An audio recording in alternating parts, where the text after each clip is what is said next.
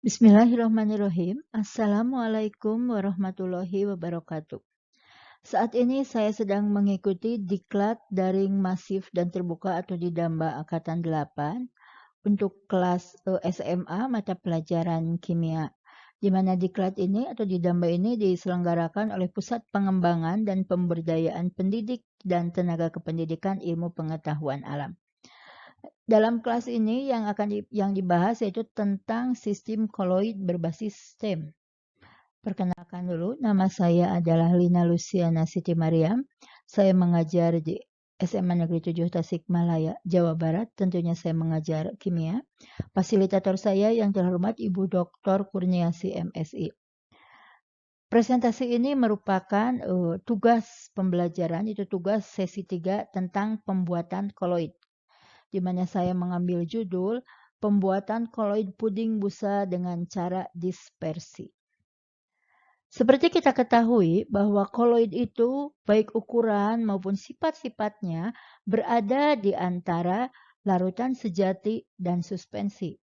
Maka untuk pembuatan koloid pun bisa dilakukan dari larutan sejati, bisa juga dari suspensi.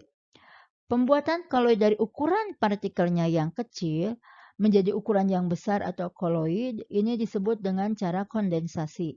Biasanya cara kondensasi ini berdasarkan pada reaksi kimia, bisa reaksi redoks, reaksi hidrolisis, misalkan ketika kita membuat sel sol pelihidroksida, biasanya larutan dari pelihidroksida dilarutkan dalam air panas, itu namanya melalui reaksi hidrolisis. Bisa dengan dekomposisi rangkap atau bisa juga dengan pertukaran pelarut. Kemudian cara pembuatan koloid yang kedua yaitu mengubah dari yang ukuran partikelnya besar yaitu ukuran suspensi menjadi ukuran yang lebih kecil yaitu ukuran koloid. Biasanya dilakukan dengan cara dispersi mekanik, bisa dengan peptisasi ataupun dispersi elektrik. Nah, nanti percobaan yang saya kerjakan ini adalah pembuatan koloid dengan cara dispersi. Di mana yang saya itu membuat puding. Pembuatan pudingnya itu adalah puding busa. Jadi di sini karena puding itu merupakan koloid jenis sol, jadi padat, fasa terdispersinya padat, dalam medium pendispersinya cair, sehingga itu membentuk sol. Dan puding ini termasuk solnya itu adalah sol liofil, yaitu penyuka cairan, sehingga dia menyerap medium pendispersinya, maka kalau didiamkan maka akan terbentuk gel. Proses pembuatannya kalau tidak salah namanya jelifikasi. Itu pudingnya. Kemudian selain membuat puding yang berbentuk sol yang kemudian menjadi gel, maka juga di sini juga digunakan busa dari putih telur. Putih telur ini jadi putih telur dikocok sehingga akan terbentuk busa.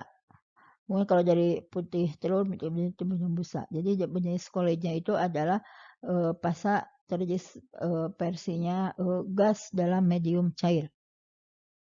Kemudian setelah nanti juga puding juga ditambah yaitu dengan menggunakan fla, di mana fla ini juga sama merupakan jenis koloid. Di sini karena bahannya ada susu, ada kuning telur yang termasuk ke dalam emulsi.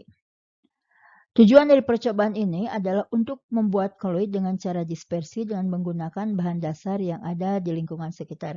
Kemudian saya memiliki banyak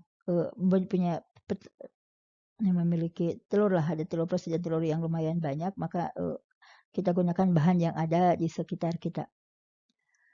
Desain percobaannya itu yang pertama kita membuat fla yaitu campuran merupakan emulsi. Kita kemudian membuat juga busa dari putih telur. Kemudian kita membuat puding yang merupakan sol liofil yang kemudian nantinya membentuk gel. Kemudian kita nanti akan mencampurkan antara koloid sol dan busa, antara puding dengan busa, dan kemudian menyajikan puding dengan penambahan fla dan beberapa topping.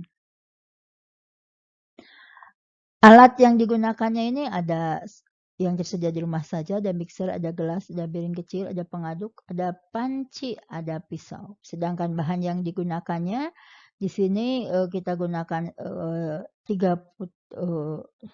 butir dari putih telur, kemudian kita gunakan hanya 1 saja kuning telurnya, kemudian menggunakan terigu yang sudah dicairkan, kemudian juga menggunakan susu kental susu kedah yang saset, kita gunakan gula pasir, saya gunakan gula pasirnya gula pasir dari Tropicana Sleep.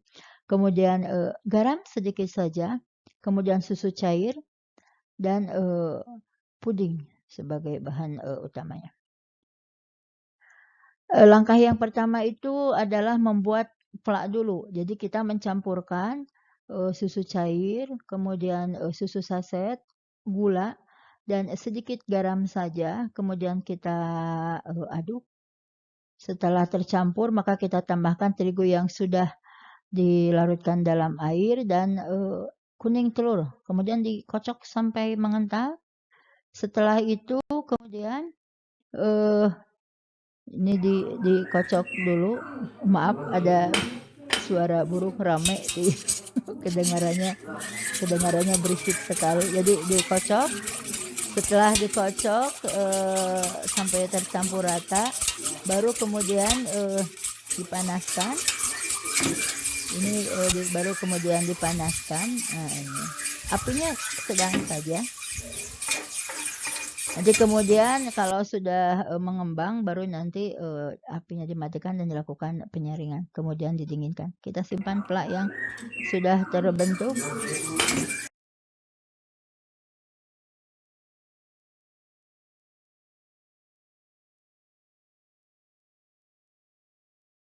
Nah, kemudian kita juga membuat yang tadi yang putih telurnya dikocok dengan menggunakan mixer, dikocok terus sampai terbentuk busa dari putih telur ya, sampai mengembang, sampai seperti ini. Kemudian ini sampai mengembang. Kalau sudah, kita simpan dulu sebentar. Kemudian kita membuat pudingnya yaitu dengan memasukkan serbuk puding ke dalam 400 ml air. Sebentar. Memasukkannya ke dalam 400 ml air. Sebentar. Ya. Kemudian sudah dicampurkan. Ini nanti kalau sudah mendidih, ini dimasukkan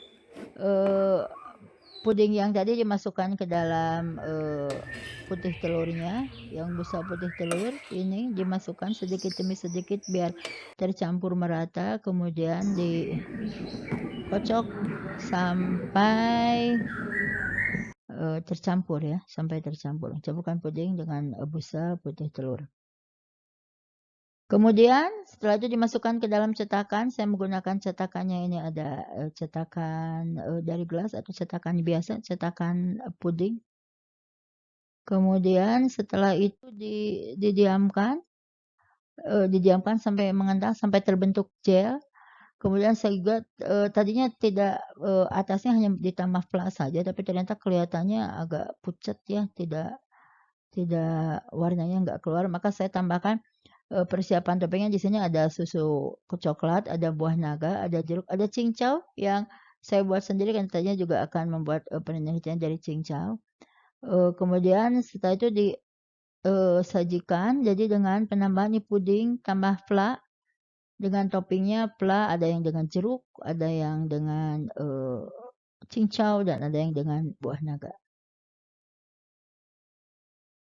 Puding siap untuk dikonsumsi. Nah, jadi uji coba pembuatan puding ini seperti tadi bahwa pertamanya itu kita hanya menggunakan plak saja, plak yang berbentuk emulsi tadi, tidak akan menggunakan topping-topping yang lain, tapi ternyata setelah dilihat warnanya kurang, ini terlalu agak pucat ya, kurang menarik.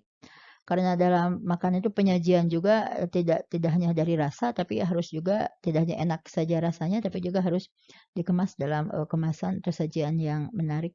Maka saya coba tambahkan toppingnya itu yang berwarna-warni, jadi ada cincau yang berwarna hijau, ada buah naga, dan ada jeruk, kemudian di atasnya diberi susu coklat. Inovasi di sini yang saya kerjakan adalah tentang penambahan busa putih telur pada pembuatan puding. Karena biasanya puding ya puding saja, tidak menggunakan busa putih telur. Kesimpulannya bahwa kita bisa membuat jenis-jenis kolloid yang berada di sekitar kita. Jadi untuk menyampaikan ke siswa ini sebenarnya mata pelajaran kimia tentang bab kolloid ini sangat sangat disukai oleh banyak siswa karena kita langsung berhubungan dengan hal-hal yang berada di lingkungan siswa sendiri, jadi aplikasinya bisa langsung. Nah, jadi kesimpulan dari percobaan ini adalah membuat Koloid bisa menggunakan dengan bahan-bahan yang sederhana yang berada di sekitar kita, yang menggunakan bahan kearifan lokal. Mungkin demikian presentasi saya. Ini sekolah saya tercinta, SMA Negeri 7 Tasikmalaya. Mudah-mudahan ada manfaatnya dari presentasi ini. Terima kasih. Wabillahi taufik wal hidayah. Wassalamualaikum warahmatullahi wabarakatuh.